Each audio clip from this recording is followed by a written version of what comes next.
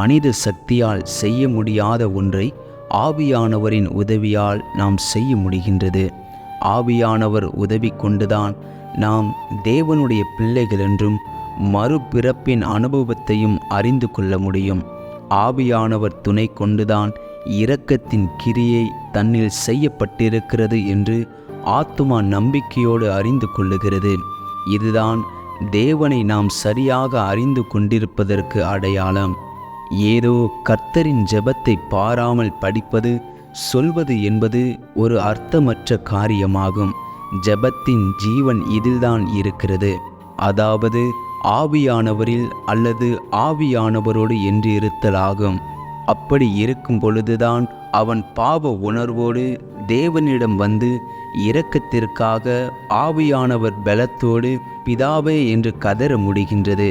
அந்த பிதாவே என்ற ஒரு வார்த்தை விசுவாசத்தோடு சொல்லப்படும் பொழுது மக்கள் சொல்லுகின்ற அர்த்தமற்ற அனலற்ற 1000 ஜெபங்களை விட மிக விலை உயர்ந்ததாக அமைகின்றது. இதை பற்றி நாம் நினைப்பதை கிடையாது. பிள்ளைகளுக்கு கர்த்தரின் ஜெபம், விசுவாச பிரமாணம் இவற்றை கற்றுக் கொடுக்கிறோம். ஆனால் அவற்றின் உண்மை அர்த்தத்தை அவர்கள் உணர்வதில்லை. ஆவியானவருக்குள் அல்லது ஆவியானவரோடு என்ற நிலை நமக்கு ஏற்பட வேண்டும்.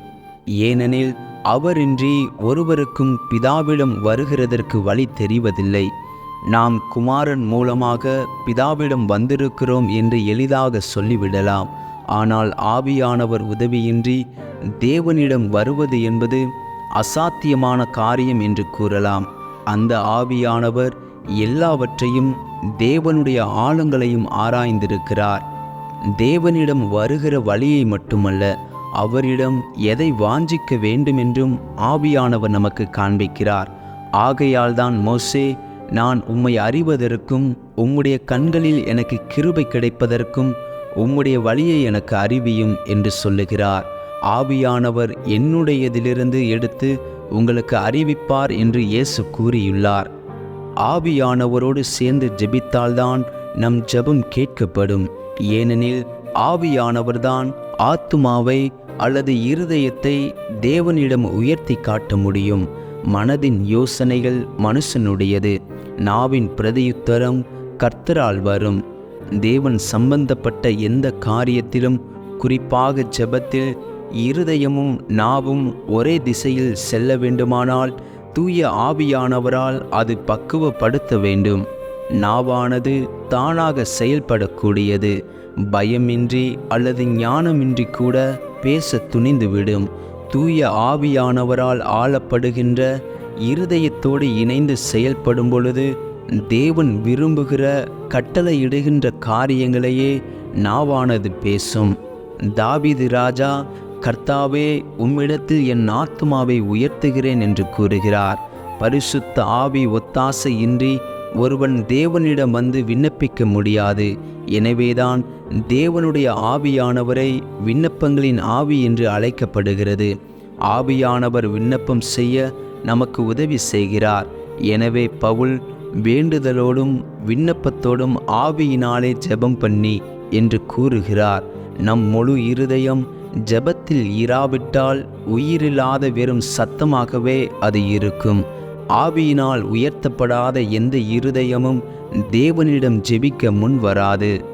எவ்வாறு இருதயமானது ஆவியானவரால் ஜெபத்தில் உயர்த்தப்பட வேண்டுமோ அப்படியே அங்கே ஆவியானவரால் நிறுத்தி வைக்கப்படவும் வேண்டும். அதுதான் சரியாக ஜெபிக்கும் முறையாகும். முதலாவது நான் நினைப்பது என்னவெனில், நம் இருதயத்தை சரியான நிலையில் வைத்து கொள்ள இயலாது. ஏனெனில் அது தேவனுடைய வேலை. இரண்டாவது, அவை இருதயத்தை அதே நிலையில் வைத்திருக்கவும் இயலாது. மோசேயினால் தனது கையை நீண்ட நேரம் ஏறெடுக்க இயலாது இருந்தது என்று வாசிக்கிறோம். அப்படியானால் இருதயத்தை அதே நிலையில் வைத்திருப்பது எத்தனை கடினம் என்று நினைத்து பாருங்கள். இவ்வாறு மேலோட்டமான கவலையீனமான ஜெபத்தை பார்த்து ஆண்டவர் மிகவும் வருத்தப்படுகிறார். வாயினால் என்னிடத்தில் சேர்ந்து தங்கள் உதடுகளினால் என்னை கனம் பண்ணுகிறார்கள். அவர்கள் இருதயமோ எனக்கு தூரமாய் விலகி இருக்கிறது. மனுஷருடைய கற்பனைகளை உபதேசங்களாய் போதித்து என்று அப்படிப்பட்டவர்களை பற்றி சொல்லப்பட்டிருக்கிறது. நான் ஜெபத்தை பற்றி என் சொந்த அனுபவத்தை சொல்ல விளைகின்றேன். ஒருவேளை அக்கருத்துக்களை வைத்து நீங்கள் என்னை பற்றி விபரீதமாக கூட நினைக்கலாம். ஆனால் நான் சொல்பவை முற்றிலும் உண்மை என்று அறிவேன். நான் ஜெபம் செய்ய ஆரம்பிக்கும் பொழுது என் இருதயம் தேவனிடம் வர மறுக்கின்றது. அங்கே தன் கவனத்தை செலுத்த மறுக்கின்றது. கிறிஸ்துவின் மூலமாக தம்மிடத்தில் என் இருதயத்தை கொண்டு வரும்படி ஜெபிப்பேன்.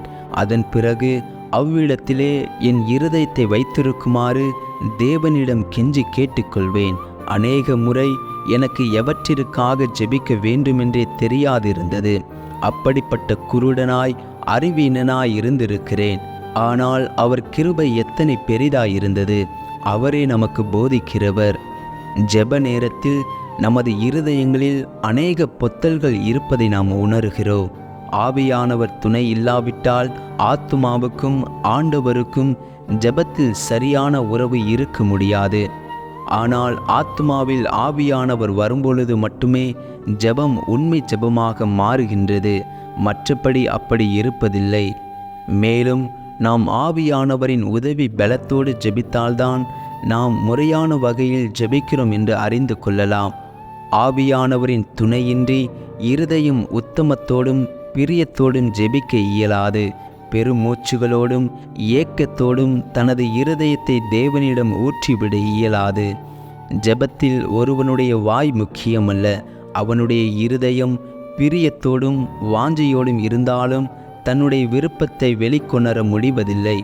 அவனுடைய விருப்பங்கள் பலவாறாக பலமுள்ளவையாக வல்லமை உள்ளவையாக இருந்தாலும் இருதயத்திலிருந்து வருகிற வார்த்தைகளாலும் கண்ணீராலும் பெருமூச்சுகளாலும் அவ்விருப்பங்களை சரிவர வெளிக்கொணர முடிவதில்லை. அந்தப்படியே ஆவியானவரும் நமது பலவீனங்களில் நமக்கு உதவி செய்கிறார். அவரே நமக்காக வாக்கு கடங்காத பெருமூச்சுகளோடு வேண்டுதல் செய்கிறார். வெறும் வார்த்தைகளினால் ஆன ஜெபம் ஒரு பரிதாபமான ஜெபம். உண்மையாக தேவனிடம் ஜெபிக்கின்ற மனிதன் எவனும் தன் விருப்பத்தையும் பிரியத்தையும் தன் வாஞ்சையையும் வார்த்தையின் மூலமோ அல்லது எழுத்தின் மூலமோ வெளியிட முடிவதில்லை. மிக அருமையான ஜெபங்கள் வார்த்தைகள் அல்ல, வெறும் பெருமூச்சுகளாகவே இருக்கும். தேவன் நமக்கு காட்டுகின்ற ஏதாவது ஒரு வேலையை நாம் செய்ய ஆரம்பிக்கும் கட்டத்தில் அதிக கடினமாகவே இருப்பதை காண்கிறோம். ஏனெனில் மனிதராக நமது சுயபலத்தில் அதை செய்ய முடிவதில்லை. ஆனால் மேற்கூறிய ஜெபம் என்பது ஒரு கடமை மட்டுமல்ல, அது மிக தலையாகிய கடமையாக இருக்கின்றது. ஆகையால் தான் பவுலடியார் நான் ஆவியோடு விண்ணப்பம் செய்வேன் என்று சொல்லும் பொழுது ஆவியானவர் துணையின்றி நாம் ஜெபிக்க முடியாது என்பதை நன்றாக உணர்ந்திருந்தார். ஆவியானவர் துணை இல்லாவிட்டால் நாம் ஜெபிக்கின்ற கடமையில் தவறி விடுவோம். அதை செய்தாலும் கூட இடையில் சோர்ந்து விடுவோம். ஜெபம் என்பது தேவனின் சட்டமும் கூட என்று அறிதல் அவசியம். இவ்வுலக வாழ்க்கை முழுவதும் தவறாது அதை நாம் கடைபிடித்தல் தேவை. ஏற்கனவே நாம் பார்த்ததைப் போல ஒருவனுடைய இருதயத்தை ஜெபத்தில் கொண்டு வருவதும் அதை அங்கேயே நிறுத்தி வைப்பதும் ஆவியானவர் துணையின்றி மிக கடினம். எனவே இயேசு சோர்ந்து போகாமல் எப்பொழுதும் ஜெபம் பண்ண வேண்டும் என்று கூறியுள்ளார்.